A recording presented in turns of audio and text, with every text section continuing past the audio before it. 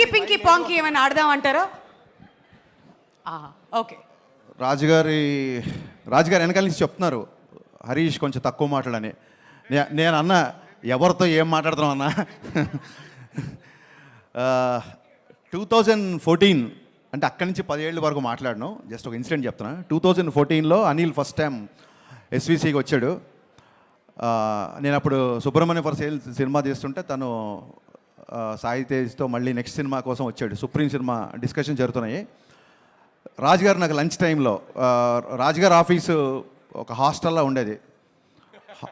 పైన వార్డెన్ ఉన్నట్టుగా రాజుగారు ఉండేవాళ్ళు. లంచ్ అందరికీ ఒకటే టైంకి అక్కడ పెట్టేవాళ్ళు. ఆ లంచ్ టైంలో నేను అనిల్ కలిసినప్పుడు అనిల్ పటాస్ డైరెక్టర్ అనగానే అనిల్ని కంగ్రాచులేట్ చెప్పగానే అనిల్ కరెక్ట్గా పదం గుర్తులేదు.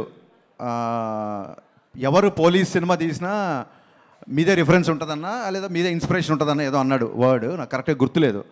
ఇన్స్పిరేషన్ అనే వర్డ్ కనుక నిజమైతే అప్పుడు నేను విన్నది. అనిల్ ఇవాళ ఎంత పెద్ద సక్సెస్ ఇచ్చాడంటే ఆ సక్సెస్ నాకు ఇన్స్పిరేషన్. నేను పండగ నేను పేరెంట్స్తో ఉన్నాను, మార్నింగ్ షో సినిమా చూడలేదు. టాక్ రాగానే మెసేజ్ పెట్టాను అనిల్కి. ఆ తర్వాత నాకు ఫస్ట్ కాల్ చేసి చెప్పింది జీవి గారు ఫోన్ చేసి అదిరిపోయింది సార్ సినిమా, మామూలుగా లేదు అసలు, వెంకటేష్ బాబు గారు ఎనర్జీ చూడండి అది ఇది అని చెప్తుంటే, సార్ మీరు అనిల్కి చేయబోయి నాకు చేశారా ఫోన్ ఏంటి, ఈ సినిమా డైరెక్టర్ అనిల్ కదా నాకు చెప్తారు ఏంటి అన్న.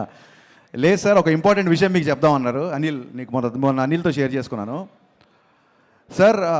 అది ఓటీటీ కంటెంట్ అవ్వచ్చు, లేకపోతే ప్యారల్గా వస్తున్న డిఫరెంట్ జోనర్స్ అవ్వచ్చు, ఇప్పుడు వస్తున్న డైరెక్టర్స్ కొత్త యూనివర్స్ ఎక్స్ప్లోర్ చేయడం అవ్వచ్చు, రకరకాల సినిమాలు వస్తున్నప్పుడు ఫిల్మ్ మేకర్స్కి నిజంగా క్వశ్చన్ మార్క్, ఎలాంటి సినిమా తీయాలి అనే క్వశ్చన్ మార్క్ చాలామందికి ఉంది. ఇదంతా జీవి చెప్పాడు నాకు, ఐడియల్ బ్రెయిన్ జీవి చెప్పాడు ఫోన్ చేసి. అనిల్ పక్కన సినిమా ఏంటి, ఎవరు ఎలా సినిమా చేస్తున్నారు అనేది పట్టించుకోకుండా తన కోర్ స్ట్రెంగ్త్ ఏదైతే ఉందో ఆ స్ట్రెంగ్త్ నమ్ముకొని తనకు నచ్చిన సినిమానే తీశాడు.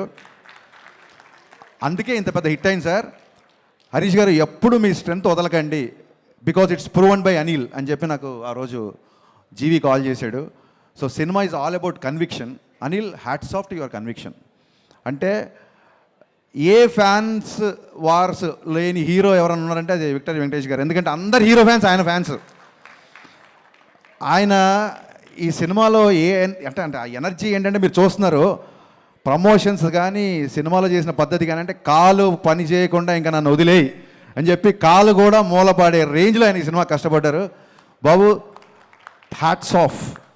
అంటే ఒక డైరెక్టర్ని నమ్మడం, ఒక హీరో ఒక డైరెక్టర్ని నమ్మితే ఎలా ఉంటుంది అని చెప్పడానికి ఎగ్జాంపుల్ సంక్రాంతికి వస్తున్నాం. వీళ్ళు మళ్ళీ అంటున్నారు మళ్ళీ సంక్రాంతికి వస్తున్నాం అంటారు, ఆ తర్వాత ఏమంటారు మళ్ళీ సంక్రాంతికి వస్తున్నాం అంటారు, ఇలా ఎరుగుతూ ఉంటారు. నేను ఒకటే చెప్పా, అనిల్ ఇది కాదు, నీకు సరైన టైటిల్ ఒకటే, సంక్రాంతికే వస్తున్నాం. అది కరెక్ట్ టైటిల్ అనిల్కి. యాక్చువల్గా ఈ ఇద్దరిది ఎంత క్రేజీ కాంబినేషన్ అంటే ఇట్స్ ఎగ్జిబిటర్స్ ఇష్టపడే కాంబినేషన్ ఇది, డిస్ట్రిబ్యూటర్స్ ప్రేమించే కాంబినేషన్ ఇది, ప్రొడ్యూసర్స్ మెచ్చే కాంబినేషన్ ఇది, ఫైనల్గా ఆడియన్స్ అందరూ నచ్చే కాంబినేషన్ ఇది. ఇలాంటి కాంబినేషన్ నాకు తెలిసి మళ్ళీ ఎప్పుడు ఎవరి మధ్య రిపీట్ అవుతుందో నాకు తెలియదు. ఇది ఎంత పెద్ద సక్సెస్ అంటే ఈ సినిమా. సరే ఇప్పుడు మన రాజుగారు అన్నారు కాంట్రవర్సీలు వద్దు అన్నారు. సో ఎవరెవరు నోళ్ళు మూతపడ్డాయి అనేది నేను మాట్లాడను, పక్కన పెడతాను. కాకపోతే ఎవరెవరు మాట్లాడారంటే ఎప్పుడూ మాట్లాడిన మా శిరీష్ గారు మైకి పట్టుకొని స్టార్ట్ అయిపోయారు ఈ సినిమాకి. అసలు ఇప్పటివరకు ఎప్పుడు మాట్లాడాల, నా సినిమాలప్పుడు కూడా ఎప్పుడు మాట్లాడలేదు. ఆయన మైక్తో మాట్లాడడం మొదలెట్టారు. ఒక మాట అన్నారు, హరీష్ వాళ్ళ కంపల్సరీ రావాలి నువ్వు అంటే, అంత స్పెషల్ ఏముందన్న, కొట్టేసారు ఆల్రెడీ పెద్ద హిట్ జరుగుతుంది అంటే, లేదు మా కష్టాల్లో ఎవరు ఉన్నారో మా విజయాల్లో వాళ్ళు ఉండాలి, అందుకే మేము వాళ్ళని పిలుస్తున్నామని చెప్పారు. థ్యాంక్ యూ అన్న. నాకు రాజన్నకి శిరీష్ అన్నకి ఇట్స్ ప్రొడ్యూసర్ డైరెక్టర్ రిలేషన్ కాదు, it's more than that. And ఇందాక వంశీ ఈడేమో మా గబ్బర్ సింగ్ అన్న అన్నాడు, వంశీ అన్న నాకు ఒక బ్రదర్ లాంటివాడు. అక్కడ పిలవడమే వంశీ అన్న, మళ్ళీ బ్రదర్ లాంటాడు. వంశీ గారు బ్రదర్ లాంటాడు అయితే నేను వెదర్ లాంటాడు, నేనేంటి నాకు అర్థం కాల. గబ్బర్ సింగ్ అన్న గబ్బర్ సింగ్ ఏంటి, దాంట్లో చిన్న హీరో ఉంటాడు, దాంట్లో చిన్న విలన్ కూడా ఉంటాడు కదా. అంటే నువ్వు ఎలివేషన్ చేసినది కామెడీగా ఉంటుంది కాబట్టి కొంచెం కంగారు ఉంది, నాకు టెన్షన్గా ఉంది. అండ్ రమణ గోగుల్ గారు కంగ్రాచులేషన్స్ అండి. మేము రమణ గోగుల్ గారు పనిచేయాలి, బట్ మా సినిమా కొంచెం డిలే అవ్వడంతో ఆ ఛాన్స్, ఆ బ్రహ్మాండమైన ఛాన్స్ మీరు కొట్టేశారు. అండ్ ఆ టైంలో పవన్ కళ్యాణ్ గారికి మీకు ఆయన వాయిస్ అలా పెట్టినట్టు ఉండేదండి. So it was amazing actually. Aishwarya నాకు ఎప్పటి నుంచో తెలుసు, ఫెంటాస్టిక్ యాక్టర్స్. వెట్రిమారన్ గారి దగ్గర ట్రైన్ అయ్యి వచ్చింది కాబట్టి ఇంకా అసలు ఎక్స్ప్రెషన్స్ డైలాగ్స్ ఒకటి కాదు.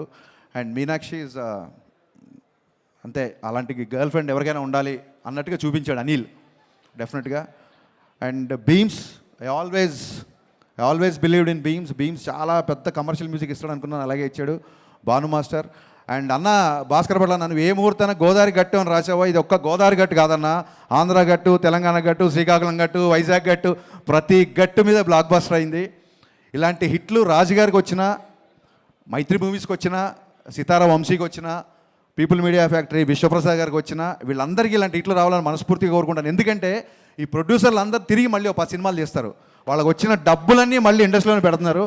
కాబట్టి ఇలాంటి హిట్, ఇలాంటి ప్రొడ్యూసర్ రావడం ఇది ధర్మం, న్యాయం, అందుకే యూనివర్స్ కరుణించింది. Thank you so much. నేను పేర్లు మర్చిపోయినా గుర్తు చేస్తున్నాడు, నేను మర్చిపోలేదు. So happy to be in this. వీకెండ్తో ఫినిష్ అయిపోయే సినిమాకి షీల్డ్స్ దాకా వచ్చిందంటే it's a pure team work. ఇంతకంటే ఇంకా ఏం చెప్పగలుగుతాం. So sir, I'm still in awestruck watching సంక్రాంతికి వస్తాను. ఎందుకంటే ఈ kind of, I know your energetic, I know your comedy timing, I'm huge fan of your pathos also. మీరు ఒక్కసారి కళ్ళమ్మ నీళ్ళు పెడితే ఆడియన్స్ ఏడుస్తారు. బట్ ఈ సినిమా కూడా కళ్ళమ్మ నీళ్ళు వచ్చాయి, నవ్వి కళ్ళమ్మ నీళ్ళు వచ్చాయి. ఈ ఎనర్జీ నాకు తెలిసి ఎనర్జీ ఉంటుందని, ఈ ఎనర్జీ అయితే నేను ఎక్స్పెక్ట్ చేయలేదు sir. This is a remarkable phenomenal hit in your career అని నేను బలంగా నమ్ముతున్నాను sir. Hats off. Thank you Harish గారు. అండ్ ఇప్పుడు వంశీ గారు.